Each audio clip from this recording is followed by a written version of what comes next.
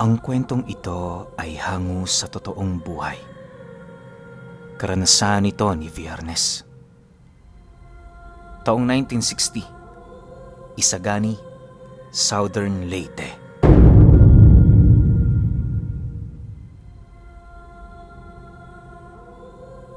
Itong mga panahong ito, kasalukuyang nagbibinata pa lamang itong si Viernes. Bilang anak ng may kayang pamilya sa kanilang lugar, hindi niya maipagkakaila na marami ang nahuhumaling sa kanya. Magandang lalaki itong si Viernes. May makisig na pangangatawan, maputing balat, at higit sa lahat, merong magandang pagmumuka. Dahil sa katangian niyang yon, kung kaya't marami siyang kaibigan at naging kasintahan sa kanilang lugar. Bagaman may inosente siyang pagmumuka, marami ang dalagang nagkaroon ng galit sa kanya buhat sa kanyang mga panloloko. Ang iilan sa mga ito naglayas na sa kanilang lugar dahil sa kahihiyan. Gayunpaman, sa kabila ng mga pangyayaring yon, patuloy lang sa panglalaro itong si Viernes.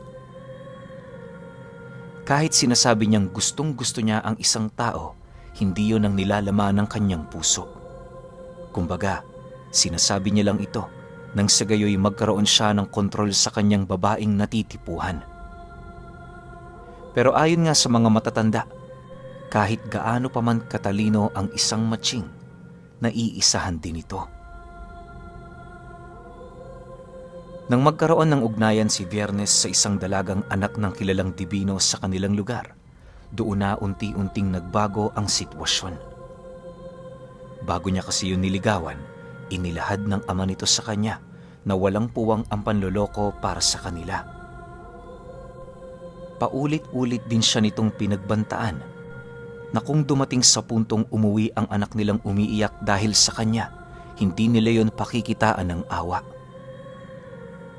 Bilang isang lalaking malakas ang kumpiyansa sa sarili, tinanggap yon lahat ni Viernes na hindi na iniisip ang maaaring kahihinatnan nito. Sa loob ng ilang buwang pagiging magkasintahan nilang dalawa, ipinaramdam niya sa babaeng yon kung gaano niya yon kamahal. Subalit habang tumatagal, unti-unti namang nagbabago ang kanyang pakikitungo dahil sa kanyang pananawa. Hindi naglaon, nang makasilay siya ng panibagong dalagang kanyang natipuhan, doon na siya nag-umpisang magloko ng palihim. Subalit lingid sa kaalaman niya, lahat ng kanyang ginagawa, alam ng dibinong ama ng kasintahan niya. Isang araw, nagkataon namang bumisita itong si Viernes sa lugar ng kanyang kasintahan. Ilang araw na din niya kasi yung hindi nabibisita dahil sa labis na pagkaabala para makuha ang babaeng tipo niya. Pagpasok niya sa loob ng bahay nito, unang bumungad sa kanya, ang ama ng babae, bitbit ang isang baso ng tubig. Dahan-dahan yung iniabot sa kanya habang nagwiwikayo ng mga talinhagang nakatago sa mga salita. Kahit kaaway, kapag pumapasok sa bahay ko, pinapakain ko ito. Iwasan mong maging ganid sa laman, iho, sapagkat ikinakatuwayan ng hari ng sabik sa laman. Nang marinig naman yun ni Viernes, minabuti naman niyang manatiling tahimik. Hindi naman niya kasi alam ang isasagot dito, lalo pat wala siyang ideya sa sinabi ng ama ng dalaga. Makalipas pa ang ilang minutong paghihintay, dumating na nga ang kasintahan niyang kakauwi lang galing trabaho. Paglapit nito sa kanya, malamig naman siyang nilapitan nito na para bang matindi ang pagtatampo nito.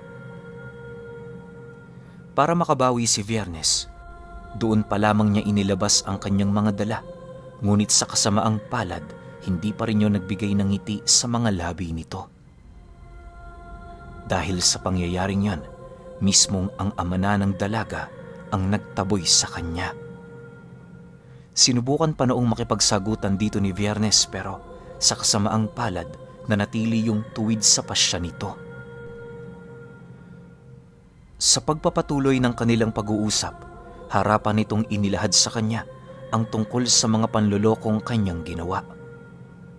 Dagdag pa nito na magmula noong pumasok siya sa pamamahay nito, lahat ng kilos niya ay madali na lamang nitong nalalaman.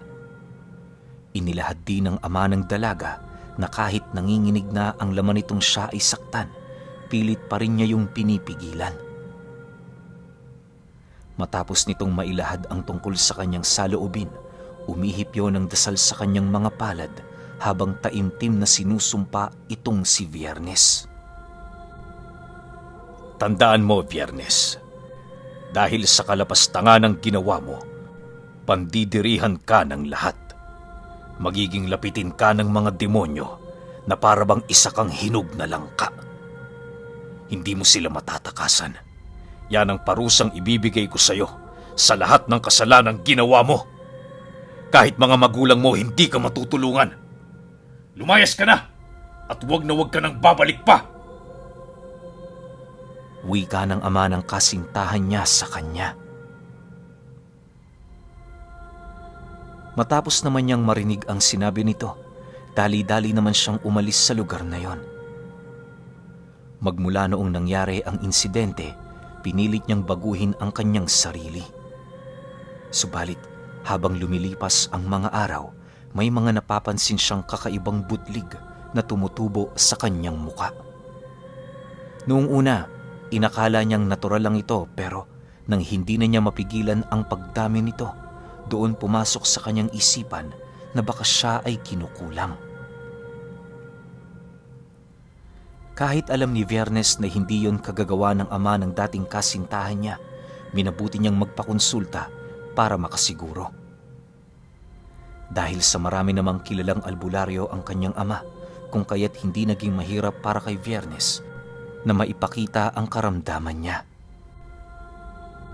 Sa katunayan, imbis na siya pa ang sumadya sa mga ito, yun pa ang bumisita sa kanilang bahay alinsunod sa pabor ng hiningi ng ama niya. Sa loob ng ilang araw, 4 na albularyo ang nagtulong-tulong para malaman ang katotohanan sa likod ng mga butlig na yon. Lahat ito kinumpirmang kinukulam nga siya. Ang mas matindi pa sa lahat, hindi lang yun basta kulam, sa kadahilan ng meron silang natuklasang buhay na marka sa kanyang katawan. Ayon sa mga albularyo, yon ang unang beses na makasilay sila ng ganoong abilidad, kung kaya't kinakailangan pa nilang manaliksik upang malaman kung para saan ito at kung ano ang panganib na maidudulot nito sa kanya. Dagdag pa ng mga ito na wag ding ipagsawalang bahala ni Viernes ang mga nararamdaman niya, sapagkat maaari yung makapagtukoy sa kasalukuyang estado ng kanyang katawan. Lumipas pa ang mga araw, hindi na muna siya pinalabas ng bahay nila. Upang maalis ang kanyang pagkaburyong, pinagtitiisa na lang niyang pagmasdan ang mga taong dumaraan sa gilid ng kanilang bahay. Kahit bagot na siya, pilit pa rin niyang sinunod ang habili ng mga albularyong tumingin sa kanya. Isang hapon, habang nagmamasid siya sa paligid, meron siyang nakitang 2 matandang babaeng naglalakad. Habang pinagmamasdan niya ang mga ito, hindi naman niya maiwasang magulat, gawa ng kapag ikinukurap niya ang kanyang mga mata, nasisipat niya ang mga itong naglalakad ng patuwad. Hindi niya mawari, pero tuwing binabawi niya rito ang kanyang paningin, bumabalik naman sa normal ang kanyang mga nakikita. Dala ng labis na pagtataka, minabuti ni Viernes na iwasan na munang magmasid sa labas. Subalit, habang patagal ng patagalang panahong hindi siya binibisita ng mga albularyo, tila bang mas lalong nag-iiba ang kanyang nararamdaman. Halos dumating na nga sa puntong nakakakita na siya ng mga kaluluwa sa mismong loob ng bahay nila. Ang tanging lugar lamang na hindi siya nakakakita ng mga ganoong uri ng nilalang ay sa mismong silid niya. Dahil dito, pinili niya roong magkulong hanggang sa umabot na takot na siyang lumabas ng bahay ni magbukas ng bintana. 2 linggo pa ang dumaan, bumalik ang mga albularyo. Kasama nito ang dibinong ama ng dati niyang kasintahan, kung saan nagmamakaawa pa dito ang mga albularyong tumingin sa kanya para tumulong. Pagsilay ni Viernes sa pagdating ng ama ng dati niyang kasintahan, maging siya man hindi maipagkakaila ang hiya na kanyang nararamdaman. Pag-upo nito sa kanyang harapan, tahimik lang itong pinagmasdan ng mga albularyong tumutulong kay Viernes.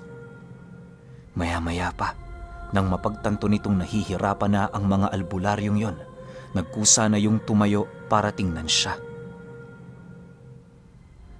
Paglapit ng dibino, tapatang inilahad nito sa kanya na inalis na nito ang pangontra at kaligtasang minsan niyang inilibing dito.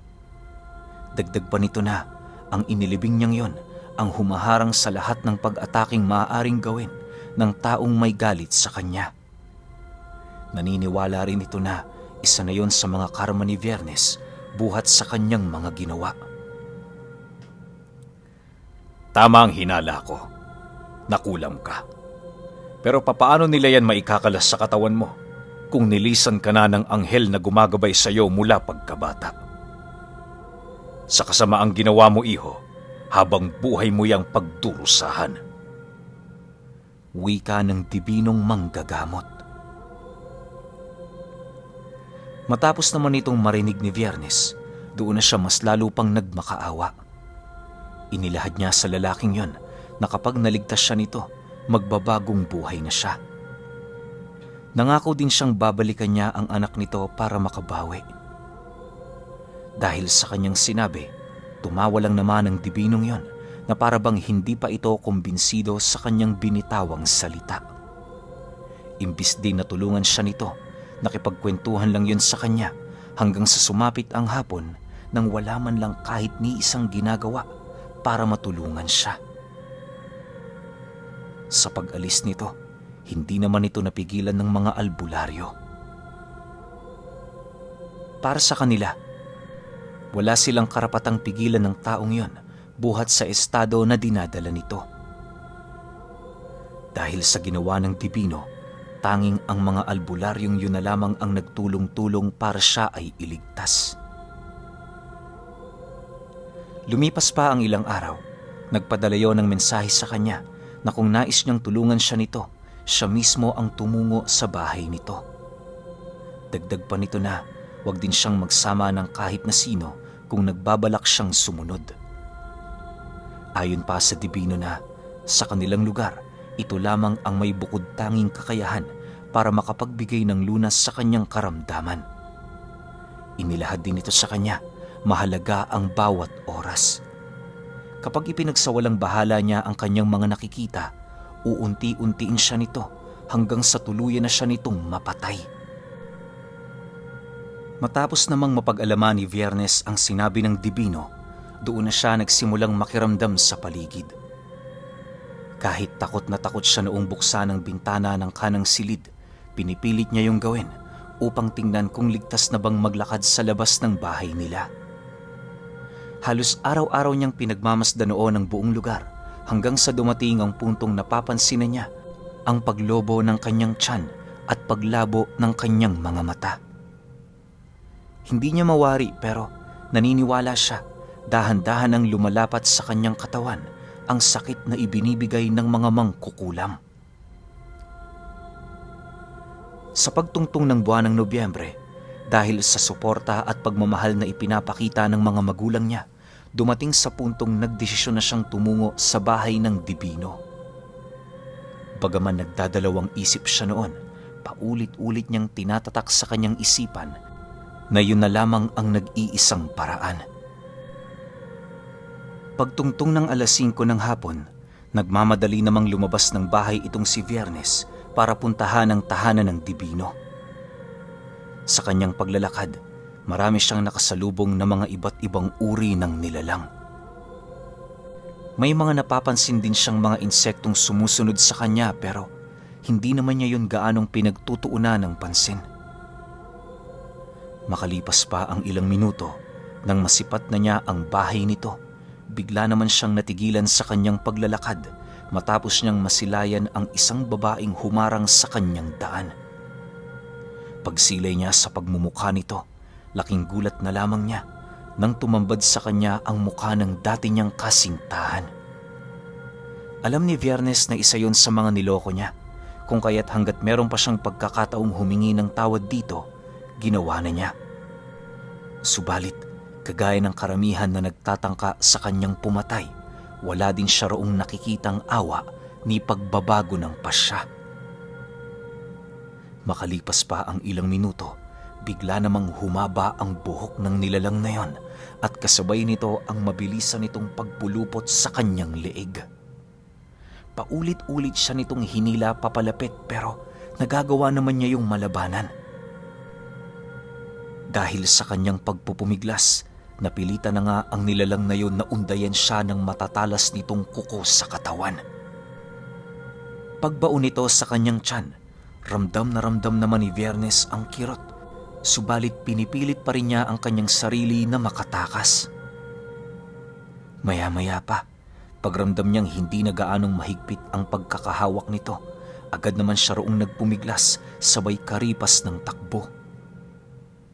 Habang binabagtas niya ang daan, kitang-kita naman niya ang dibino na pinagmamasdan lang siya. Kahit ilang beses na siya roong humingi ng tulong, hindi yun sapat upang pakinggan siya nito. Natigil lamang ang pagsunod sa kanya ng nilalang na yon noong makapasok na siya sa bakuran ng ama ng dati niyang kasintahan. Sa pagharap niya sa kinaroroonan nito, agad naman siya nitong inabisuhang manatili sa labas. Halos ilang oras din siya doong naghintay kung saan doon niya nasilayan ang napakaraming nilalang na nagmamasid sa buong paligid. Pagtungtong ng 10:00 ng gabi, lumabas ang dibino bitbit ang isang santong kulay puti. Paglapit nito sa kanya, lahat ng nilalang na kanyang nakikita ay unti-unti na lamang naglaho sa kanyang paningin. Sa pagbalik ng katahimikan sa paligid, inabisuhan siya ng lalaki na wag na munang umuwi. Ayon dito, na para matanggal ang buhay na marka sa kanyang katawan, kinakailangan niyang hintayin ng nilalang na mismong naglapat nito sa kanya. Dagdag pa nito na bago pa man siya roon makarating, tinawag niya na ito para pumunta sa lugar na yon. Makalipas pa ang ilang minuto, laking gulat na lamang ni Viernes nang makasilay siya ng isang dambuhalang baboy na dahan-dahang pumapasok sa bahay ng dibino. Pagpalit nito ng anyo, bigla naman siyang napaatras sa kanyang kinaroroonan matapos niyang masipat ang unang babaeng kanyang niloko. Habang pinagmamasdan niya ito, inilahad ng dibino sa kanya yon ang madalas na kinahihinatnan ng mga inosenteng taong nagtatanim ng galit sa kanilang mga puso. Dagdag pa nito na dahil sa hinanakit, kung kaya't ginawa nito ang lahat para magkaroon ng kapangyarihang gumanti. Sana, Viernes, sa mga nakikita mong ito, mabuksan ang iyong pangunawa. Hindi laruan ang ating mga kapwa. Kagaya natin, meron din silang nararamdaman. Pakiramdam ng galit at paghihigante na siya lang naman ang alam mong ipadama sa kanila. Kung hangad mong tulungan kita, palayain mo ang taong yan. Iligtas mo siya sa pamamagitan ng pagbawi ng kanyang buhay. Wika ng dibino. Matapos nitong makapagwika, agad naman siya nitong inabutan ng punyal na siya namang dali-dali niyang kinuha. Pagharap niya sa nilalang na yon, bigla naman siya nitong sinunggaban at kasabay nito ang pilit nitong pag-unday ng saksak sa kanyang dibdib. Habang ginagawa yun ng aswang, ramdam na ramdam ni Viernes ang galit nito sa kanya na kahit sa matagal na panahon na nilang hindi pagkikita, bigo pa rin yung mapatawad siya. Habang patuloy itong ginagawa ng nilalang, panay naman ang pagsambit nito ng mga katagang, "Papatayin kita! Papatayin kita! Wala kang kwenta! Papatayin kita!" Paulit-ulit itong sinisigaw ng nilalang na yon hanggang sa hindi naglaon nagkaroon siya ng pagkakataon para makapumiglas mula sa pagkakasukol nito. Paglayo niya rito ng bahagya, muli na naman siya nitong sinugod, subalit sa puntong yon, alam na ni Viernes kung ano ang kanyang gagawin. Pag-ilag niya sa pag-atake nito, walang pagdadalawang isip naman niya yung inundayan sa likod, sabay hawak sa ulo nito at mabilisang paggilit sa leeg ng nilalang. Bago niya yun tuluyang bitawan, sinigurado niyang hindi na yon makakatayo pa. Maya-maya pa, nang tuluyan na yung bumagsak, bigla naman siyang napaluhod dahil sa naramdaman niyang kirot sa kanyang tiyan. Bago siya tuluyang mawala ng malay, iniangat siya ng dibino, sabay painom sa kanya ng isang langis na merong napakasarap na lasa. Ayon kay Viernes, para itong dalandan na hinaluan ng tubo. Hindi niya talaga mailahad ang lasa nito pero napakasarap talaga ng langis na yon. Buong buhay niya hinanap niya ito pero wala na siyang nakitang ganon. Matapos itong maipainom sa kanya ng dibino, doon pa lamang bumalik ang lakas ng kanyang pangangatawan. Pagkatayo niya, agad naman niyang hinanap ang anak nito pero hindi yun pinahintulutan ng lalaki. Ayon sa dibino, maaaring napatawad na siya ni Viernes pero hindi yun rason para sumunod siya sa nais nitong mangyari. Nagawa na niyang mailigtas ang buhay nito kung kaya't wala na siya doong karagdagang responsibilidad. Imbis din na sumang-ayon yun sa kanyang hangad na makipagbalikan sa anak nito, tila bang iba ang gustong mangyari ng lalaki. Sa pagpapatuloy kasi ng kanilang pag-uusap, doon niya napag-alaman ang nais nitong mangyari. Hindi ibig sabihin na niligtas kita, napapatawad na kita. Maaaring natanggap ko na ang kalokohan mong ginawa pero hindi yun nangangahulugan na sumasang-ayon ako sa nais mong mangyari. Tinuruan kong mamuhay mag-isa ang anak ko. Kahit wala siyang kasama sa kanyang pagtanda, hindi yun problema. Ikaw, Viernes, magmula ngayong araw na ito, kung ayaw mong manumbalik ang pangyayaring ito sa buhay mo, gawin mo ang lahat upang walang pumasok na babae sa buhay mo. Yan ang aking parusa sa kalapastangan ng iyong ginawa. Naway huwag mo yang kakalimutan sapagkat ito na ang una't huli na ikay aking tutulungan. Wika ng dibino sa kanya.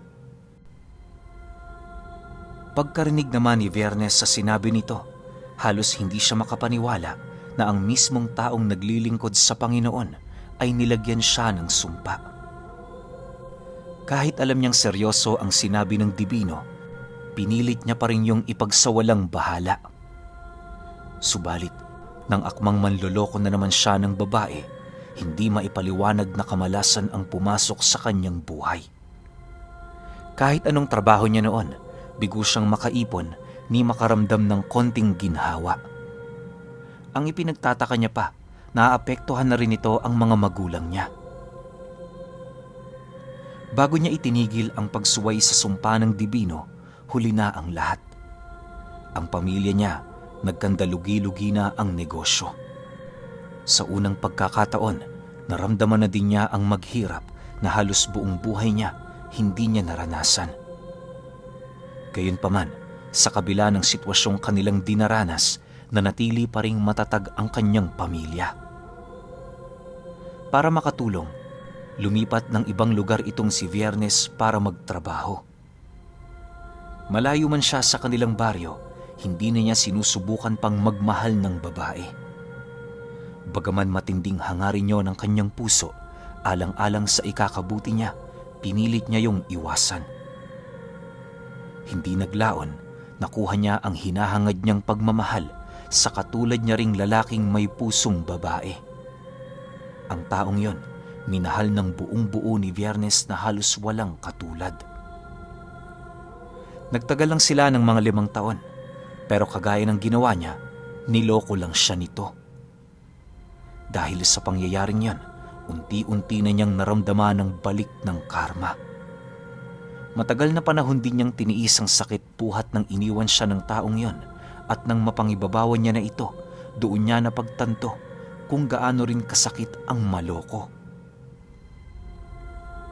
Lahat ng kanyang ginawa noong kabataan niya lubos niyang pinagsisihan. Sa huli, naunawaan niya na wala siyang karapatan na paglaruan ng damdamin ng sinuman. Ayon nga sa kanya, kung maibabalik niya lang ang lahat, itatama na niya ang kanyang mga pagkakamali. Hanggang sa magkaedad na itong si Viernes, palagi niya pa ring dala ang pagsisisi buhat sa ginawa niyang pagluloko sa anak ng Dibino.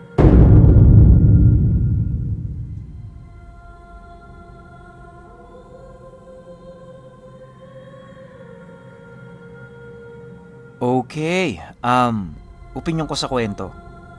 Isang magandang halimbawa na naman na uri ng kwento para sa mga kapwa nating lalaki na mahilig magloko. Naku, ang daming ganyan. Suking-suki nga dyan si Idol Raffy Tulfo di ba? Yung mga may asawa na, nagloloko pa.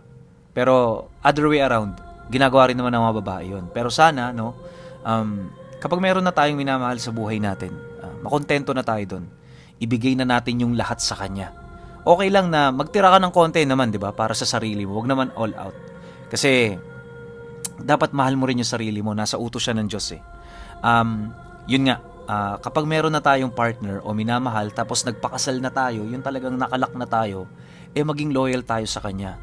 Bigay natin yung best natin, yung lahat ng makakaya natin, yung makakatulong sa relasyon na mabubuo ninyo. Kasi wala namang mali dun eh. Pero pag niloko ka, alam ko, sobrang sakit nun. Talagang isusumpa mo kahit sino. Di ba nga, ang sabi sa kwento na to, yung mga sinakta neto ni Viernes, parang nagpakalulong na sa kapangyarihan ng kaliwa para lang magantihan siya Kasi wala naman silang ibang option. Wala pa namang social media nito na para humingi ng simpatya. Di ba? So, sa kanila na siguro kung sino-sinong demonyo na yung tinawag nila para lang makaganti kay Viernes. Yun lang yung naiisip nilang paraan para gumaan kahit papaano yung pakiramdam nila. Pero yun nga, napakaiksi lang naman kung tutuusin ng aral ng kwento na to. Maging kontento tayo sa kung anong meron tayo at sa kung sinong kasama natin sa buhay. Alam nyo, kapag na-master nyo yung pagiging kontento sa buhay, lahat ng pagsubok kaya nyo nang malagpasan. Maniwala kayo sa akin. Dumaan ako dyan. Hindi naman sa pag-aano, no? Pero yun nga, kapag kontento tayo sa buhay natin, wala tayong inggit sa katawan natin, wala tayong inggit sa kapwa natin, mabubuhay talaga tayo ng payapa kasi hindi na tayo maghahangad ng kung ano-ano. Yun lang yung masasabi ko sa kwento na to. Pero syempre, iba-iba tayo ng opinion, iba-iba tayo ng paniniwala. Kayo pa rin. Kung may opinion kayo sa kwentong ito, comment nyo lang sa baba. Yun lang. Hanggang sa susunod na kwento. Salamat.